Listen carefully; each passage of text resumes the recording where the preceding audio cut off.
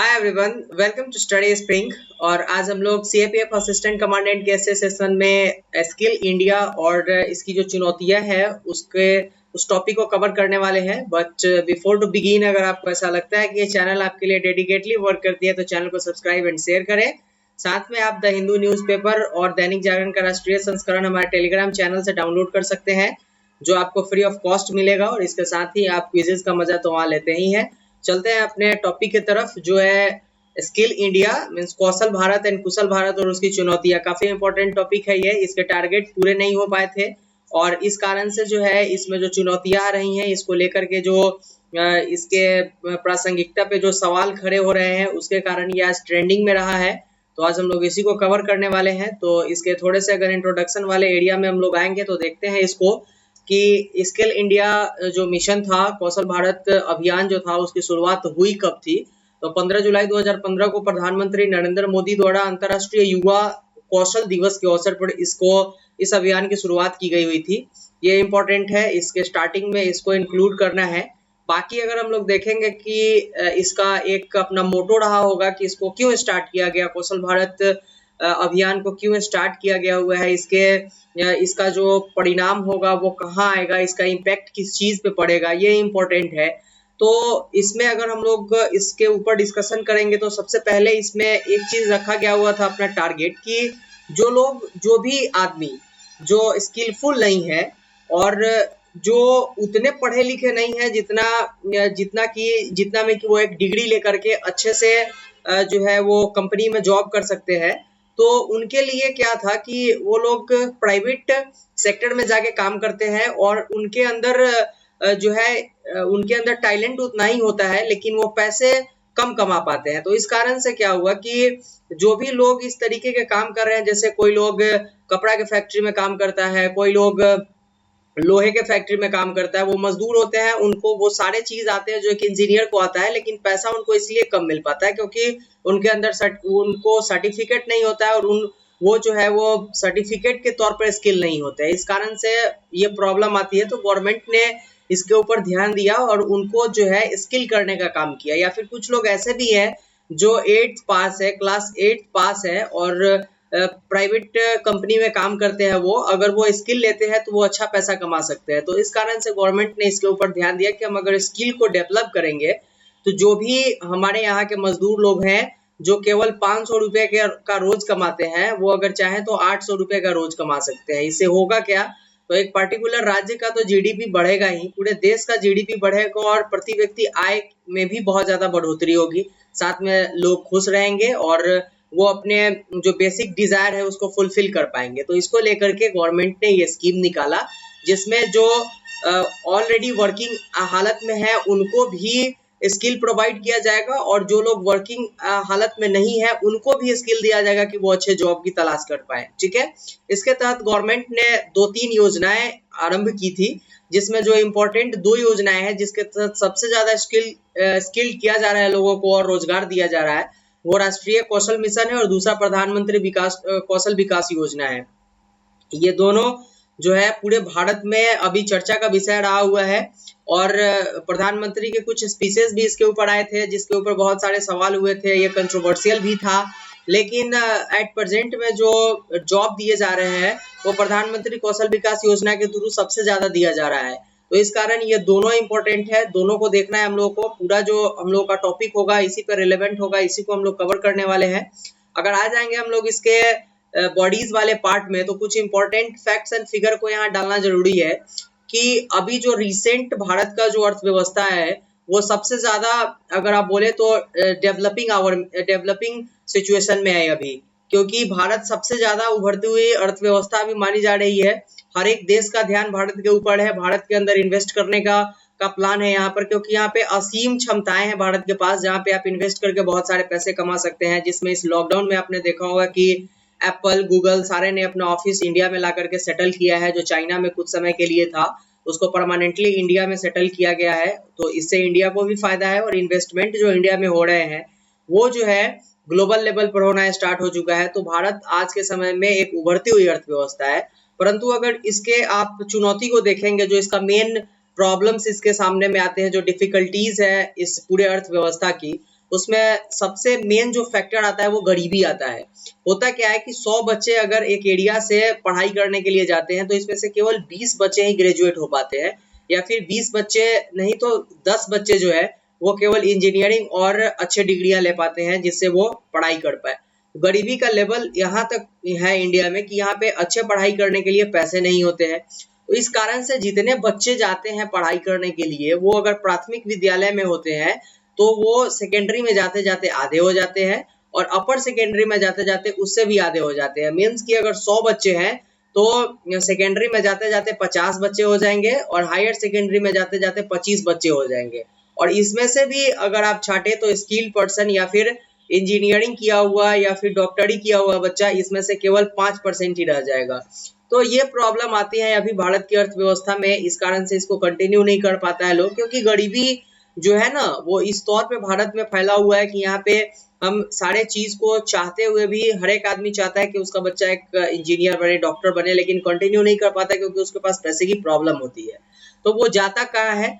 तो स्वाभाविक तौर पर जो ये यहाँ से 50 बच्चे निकल करके आए, ये 50 बच्चे, यहाँ से जो 25 बच्चे होंगे ये निकल करके आएंगे, ये कहाँ जाएंगे? ये प्राइवेट सेक्टर में जाते हैं। इनके पास अच्छी डिग्रियां भी नहीं होती है, ठीक है। ये 75 बच्चे जो होते हैं ना, ये 75 बच्चे जा करके किसी प्राइवेट जो फैक्ट्रियां हैं उसमें काम करते हैं। लेकिन अगर हम इस 75 बच्चे को स्किल कर दे तो ये 75 बच्चा उस फैक्ट्री से पैसे तो कमाएगा ही कमाएगा, घर तो इसका अच्छे से चलेगा ही, देश की अर्थव्यवस्था बहुत ज्यादा अच्छी होगी इससे, ठीक है। हो सकता है कि ये स्किल होकर के कोई ऐसा काम कर दे, कोई ऐसा मशीन निकाल दे, कोई ऐसा फैक्ट्री निकाल दे जो भारत को एक अलग जगह पे जाकर के स्टैंड कर दे।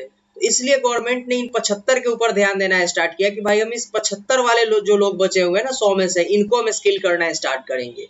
तो इसके लिए गवर्नमेंट ने इसके ऊपर ध्यान दिया। तो बाकी अगर हम लोग देखें यहाँ पर तो ध्यान में रख करके सरकार ने इस योजना को और ज्यादा बढ़ावा दिया, जिसमें पिछड़े और आर्थिक स्थिति से कमजोर लोगों के ऊपर ज्यादा ध्यान दिया गया है, ठीक है। इससे अर्थव्यवस्था में तो उछाल आएगी ही, और गरीबी उन्मूलन में भी इससे बहुत ज्यादा फायदा होगा, क्योंकि ये 75 जो लोग होते हैं या तो कृषि क्षेत्र में आगे काम करते हैं, प्राइवेट सेक्टर में काम करते हैं, इनके साथ शोषण होते हैं, यह स्वाभाविक बात है। लेकिन अगर ये स्किल्ड हो जाएंगे, अच्छे काम करेंगे, अच्छे पैसे कमाएंगे, तो हो सकता है कि गरीबी उन्मूलन ही इसका मेन पर्पस है, तो ये तो खत्म होगा ही। तो यहाँ पे जो उत्पादन होगा वो ज्यादा होना स्टार्ट हो जाएगा। किसी फैक्ट्री में अगर ये 75 लोग गए हुए हैं तो जो पहले अनस्किल्ड पर्सन थे वो किसी काम को करने में उतने स्किल्ड नहीं थे, जिस कारण से वो थोड़ा सा कम प्रोडक्शन कर पाते थे। अब ये स्किल्ड है तो ये थोड़ा ज्यादा प्रोडक्शन कर पाएंगे, और जीवन स्तर में जो है इसमें वृद्धि होना स्टार्ट हो जाएगा। तो इसलिए ये कौशल भारत मिशन को यहाँ पे स्टैंड किया गया हुआ था। बाकी अगर और बात हम लोग देखें यहाँ पे, तो वर्तमान में इसका टारगेट रखा गया हुआ था कि 2022 तक भाई साहब हम लोग 30 करोड़ लोगों को कौशल दे देंगे, ठीक है। लेकिन 2018 तक केवल जो है वो 25 लाख, ये जो है ना 25 करोड़ लोगों को ही स्किल्ड किया जा सका है, ठीक है। तो इस कारण से प्रॉब्लम इसके ऊपर, इसके प्रबंधन पे सवाल खड़ा होना स्टार्ट हो गया कि भाई साहब आपका प्रबंधन सही नहीं है। और प्रधानमंत्री विकास कौशल योजना के उद्देश्यों में बड़ी बाधा जो है वित्त और उद्योग का आ रहा है। भाई साहब हम स्किल्ड तो कर देंगे पर्सन को, ये 75 जो लोग थे इनको हम स्किल्ड कर चुके हैं। अब जिस आवर में ये स्किल्ड हुए थे उसके बाद अब ये क्या करेंगे कि अब तो ये स्किल्ड पर्सन है, ये जाएंगे किसी फैक्ट्री में काम करने के लिए। अब ये कौशल लोगों का भी तो जनसंख्या इससे बढ़ना स्टार्ट हो जाएगा, हर एक लोगों के पास कौशल होगा तो प्रतिस्पर्धा भी बहुत ज्यादा होगी। तो प्रतिस्पर्धा है और फिर यहाँ पे आपके पास फैक्ट्रियां नहीं है, तो ये जाएंगे कहाँ काम करने के लिए? तो दो चीज यहाँ पे मैटर कर रहा है कि एक तो फैक्ट्री की कमी है जिसके कारण ये स्किल्ड होने के बाद यहाँ आ नहीं पा रहे हैं, और दूसरी बात जो है इसमें वित्त की प्रॉब्लम आ रही है कि प्रधानमंत्री जो कौशल विकास योजना है इसमें जो वित्त है, पैसे है, इसकी कमी के कारण जो है अच्छे तरीके से, प्रॉपर तरीके से इनको गाइडलाइन नहीं मिल पा रहा है, जिसके कारण प्रॉब्लम आ रही है, ठीक है। तो इसको गवर्नमेंट को इसके ऊपर बहुत ज्यादा ध्यान देना पड़ेगा। और बताए तो इसकी सफलता प्राप्त नहीं कर पा रही है, ये सारे रीजन है। और बाकी स्वरोजगार की दर जो है, कौशल ये जो है स्किल इंडिया प्रोग्राम का एक और व्यू था कि भाई हम स्वरोजगार पैदा करेंगे, इससे ये लोग जो स्किल हो जाएंगे ये अपने अपने रोजगार स्टार्ट करेंगे। लेकिन मेन प्रॉब्लम कहाँ आया कि स्वरोजगार का दर केवल 24% ही रह पाया था। यहाँ तो 100% लोगों को जो है वो स्वरोजगार करने की बात कही गई हुई थी, इसमें से केवल 24% लोग ही स्वरोजगार कर पाए। और बाकी 10% लोग ही मुद्रा, ठीक है। मुद्रा से जो मुद्रा का फुल फॉर्म होता है वो माइक्रो यूनिट, उसके बाद है डेवलपमेंट एंड रिफाइनेंस एजेंसी, ठीक है। रिफाइनेंस एजेंसी, मुद्रा का जो फुल फॉर्म होता है वो ये होता है micro unit development and refinance agency से पैसे लिए केवल 10% लोग, 90% लोग जो है। अब यहाँ से 34% लोग ही इसमें इन्वॉल्व हो पाए, बाकी के जो लोग हैं ये लोग जो है ये आपके 66% लोग यहाँ पे जो है इसमें बहुत ज्यादा इन्वॉल्व नहीं हो पाए। 66% लोग की भी जीवन स्तर आज वही है जो पहले थी, ठीक है। केवल 34% लोग ही इसमें इन्वॉल्व हो पाए हैं। और इसके साथ साथ विद्यार्थी जो है इनका आकर्षण इसमें बहुत कम हो पाया, क्योंकि सारे चीज होने के बाद अगर जॉब नहीं मिले तो यहाँ पे अपना टाइम इन्वेस्ट करने से क्या फायदा है। तो इस कारण से ये लोग यहाँ पे अपना टाइम नहीं दे पा रहे हैं। तो इसका एक प्रॉपर जो है गाइडलाइन नहीं तैयार हो पाया था कि हम अगर आपको स्किल कर रहे हैं तो इसके लिए आपको जॉब भी प्रोवाइड करेंगे इमीडिएट, तो जाकर के विद्यार्थियों का आकर्षण इसमें आएगा। इसके कारण जो है इसमें बहुत सारे प्रॉब्लम्स आ रहे हैं। स्वरोजगार की निम्नता भी इसमें बहुत बड़ी बाधा बनकर के आई हुई है कि भाई साहब अगर रोजगार है ही नहीं तो विद्यार्थी यहाँ आकर्षित क्यों होंगे, और विद्यार्थी अगर आकर्षित नहीं होंगे तो ये जो अभियान है ये चल के जाएगा कहाँ, ठीक है। तो ये इसके बहुत बड़ी इसकी जो है सो चुनौतियां हैं। बाकी अगर इसके कंक्लूजन पे आएंगे तो सरकार अगर इसके प्रशिक्षण में और ज्यादा खर्च करेगी, लेकिन प्रॉपर प्रशिक्षण दिया जाए, प्रशिक्षण का मूल्यांकन किया जाए कि हम जो प्रशिक्षण दे रहे हैं वो सही है कि नहीं, इसका सर्वेक्षण किया जाएगा कि किस तरीके का प्रशिक्षण मिल रहा है उन लोगों को। इन सारे मुद्दों को अगर देखा जाए तो इस योजना का दूरगामी फायदा उठाया जा सकता है, क्योंकि अगर विद्यार्थी इसमें आकर्षित होंगे तो बहुत इनिशियल टाइम में पैसे कमाना स्टार्ट करेंगे। वो अगर 10,000 रुपये ही कमाते हैं तो एक बर्डन नहीं होता है परिवार के ऊपर, और फिर हो सकता है तो वो अपने पढ़ाई को भी कंटिन्यू कर सकते हैं। तो यहाँ से ये स्किल जो कौशल भारत है ये उनको यहाँ से तो आगे करेगा ही, और लाइफ में भी उनको आगे जाने का एक अलग सा रास्ता देगा। लेकिन इसमें जो है इनका आकर्षण नहीं हो रहा है। इसके पीछे रीजन हो गया हुआ है कि इसमें रोजगार प्रोवाइड जो है बहुत कम लेवल का हो गया हुआ है। यहाँ पे रोजगार नहीं मिल पा रहा है उद्योगों की कमी के कारण, या फिर जो भी हो जिसके कारण रोजगार नहीं मिल पा रहा है, तो इसलिए इस पे आकर्षण कम है।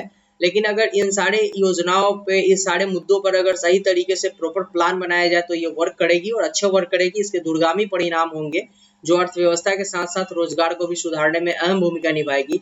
जैसे ही अर्थव्यवस्था सुधरेगी, रोजगार सुधरेगा तो गरीबी खत्म हो जाएगा, गरीबी उन्मूलन होगा और जीवन स्तर में भी लोगों के बहुत ज्यादा छलांग आएगी, वृद्धि होना स्टार्ट हो जाएगा।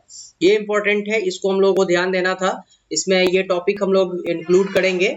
ये था आज के वीडियो के लिए। लेकिन अगर आपको ऐसा लगता है कि चैनल डेडिकेटली आपके लिए वर्क करती है तो चैनल को सब्सक्राइब एंड शेयर करें, और वीडियो को जितना हो सके शेयर कीजिए आप, क्योंकि 1000 सब्सक्राइबर के साथ ही हम लोग लाइव क्लासेस लेना स्टार्ट करेंगे और उसके बाद डाउट क्लासेस भी होगा इसमें।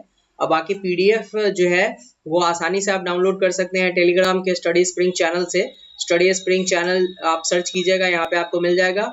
और द हिंदू और दैनिक जागरण का राष्ट्रीय संस्करण भी आपको फ्री ऑफ कॉस्ट यहाँ पे मिलता है, तो इसका भी आप फायदा उठाइए। और क्विज तो आप लोग पार्टिसिपेट करते ही हैं इस क्विज में। तो ये था आज के वीडियो के लिए, और जिसमें हम लोगों ने कौशल भारत, कुशल भारत और इसकी चुनौतियां जो है उसको कवर किया है। मिलते हैं फिर से नेक्स्ट वीडियो में नए टॉपिक के साथ, तब तक के लिए थैंक यू, गुड बाय।